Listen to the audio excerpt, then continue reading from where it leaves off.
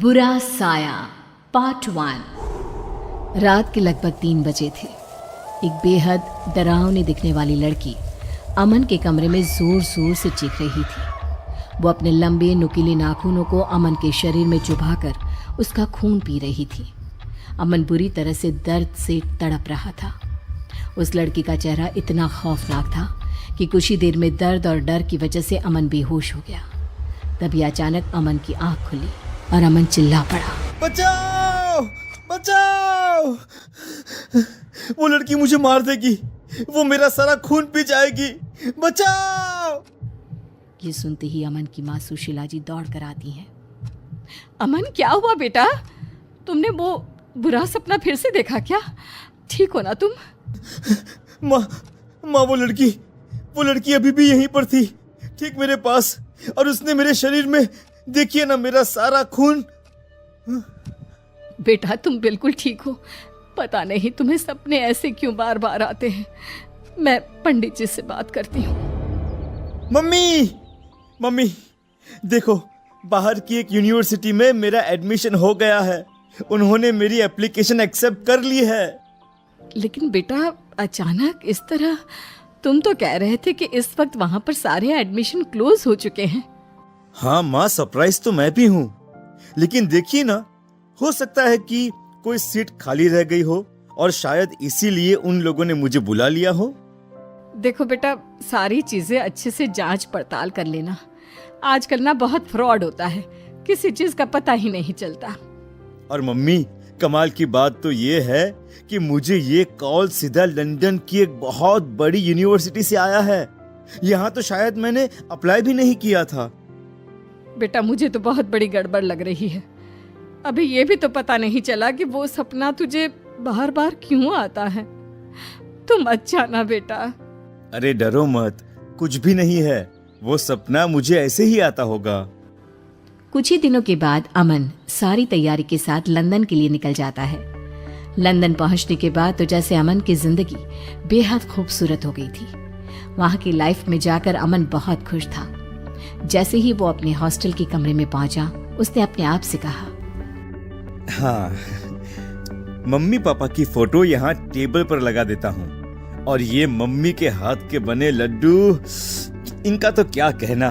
यहाँ विदेश में सब कुछ है, बस मम्मी के हाथ के खाने की बहुत याद आएगी। रात हो गई थी और अमन अपने बिस्तर पर जाकर सो गया। आधी रात के बाद अमन को किसी के गाना गाने की आवाज सुनाई दी। अमन नींद से जाग गया। अमन ने अपने बिस्तर पर वापस जाकर सोने की बहुत कोशिश की, लेकिन उसे नींद नहीं आई। अरे, इतनी रात को ये गाना कौन गा रहा है? यार, कितनी प्यारी आवाज है। लगता है कोई लड़की गाने की प्रैक्टिस कर रही है। लेकिन इतनी रात में कौन गाना गाता है? हो सकता है पास वाली गर्ल्स हॉस्टल की कोई लड़की होगी। एक बार जाकर देखता हूँ, आखिर ये लड़की है कौन? अमन अपने हॉस्टल के रूम से बाहर निकलकर दूर दूर तक ढूंढने की कोशिश करता है, लेकिन रात के अंधेरे में उसे वहां कोई नहीं मिलता और गाना गाने की आवाज भी अचानक से चली जाती है। अगली सुबह अमन जैसे ही कॉलेज जाने के लिए तैयार होता है, वो वॉश बेसिन में अपना मुंह धोने के लिए झुकता है और जैसे ही सर ऊपर उठाता है, अचानक से उसे आईने में एक लड़की का चेहरा दिखाई देता है। ओह माय गॉड, ये क्या है? लगता है रात को मेरी नींद अच्छे से पूरी नहीं हुई है, इसीलिए मुझे कुछ अजीब अजीब सा लग रहा है। मैं तो डर ही गया था। ऐसा लग रहा था जैसे वहां पर कोई है, लेकिन यहाँ तो कोई भी नहीं है। अगली सुबह अमन अपने दोस्त से कहता है, अरे यार, एक बात बता, रात को हमारे हॉस्टल के पीछे कोई लड़की गाना गाती है क्या? बहुत प्यारी आवाज है। अरे नहीं यार, मैंने तो किसी की आवाज नहीं सुनी। मेरा रूम भी तो तुम्हारे रूम के ठीक बाजू में ही है। अरे यार, रात को लगभग 12 बजे के बाद तू जल्दी सो गया होगा शायद। अरे कम ऑन ब्रो, ये लंदन है, लंदन। यहाँ पर कौन जल्दी सोता है?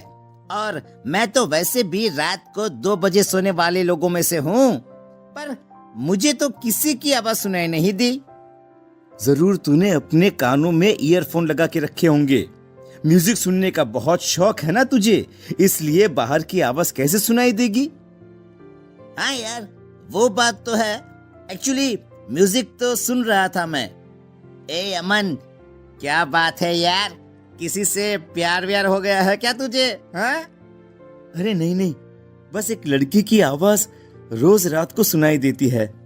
भाई बच के रहना, मैंने सुना है यहाँ कैंपस में ना चुड़ैल घूमती है। अरे कोई बात नहीं यार, अगर चुड़ैल है तो चुड़ैल सही, उससे मिलूंगा मैं, और वो भी रात को। अमन जैसे ही अपने कमरे में जाकर सोता है, एक लड़की उसके सिर के पास आकर बैठ जाती है और धीरे धीरे उसके बालों को सहलाती है। अमन घबराकर जाग जाता है। कौन है? कौन है यहाँ पर? अभी यहाँ पर कोई था, कोई लड़की, लेकिन अभी तो कोई नहीं है। ये मुझे क्या हो गया है? लगता है कुछ दिनों से मैं अपनी फैमिली को ज्यादा ही मिस कर रहा हूँ, या फिर उस लड़की के बारे में ज्यादा सोच रहा हूँ। मुझे बार बार ऐसा क्यों लगता है जैसे जैसे यहाँ मेरे आसपास कोई और भी है। अमन थोड़ा सा परेशान हो जाता है। अगले दिन जब वो कॉलेज जाता है तो अचानक से एक लड़की अमन के पीछे से आकर उससे बात करती है। हेलो, आप इंडिया से आए हैं ना? आपका नाम अमन है ना? ओह माय गॉड, ये लड़की कितनी खूबसूरत है। मैंने अपनी लाइफ में आज तक इतनी सुंदर लड़की कभी नहीं देखी। क्या हुआ? मैं आपसे बात कर रही हूँ, आपने मेरी बात का जवाब नहीं दिया। आप इंडिया से हैं ना? जी हाँ, अब ठीक पहचाना आपने, मैं इंडिया से ही हूँ। और आप कौन?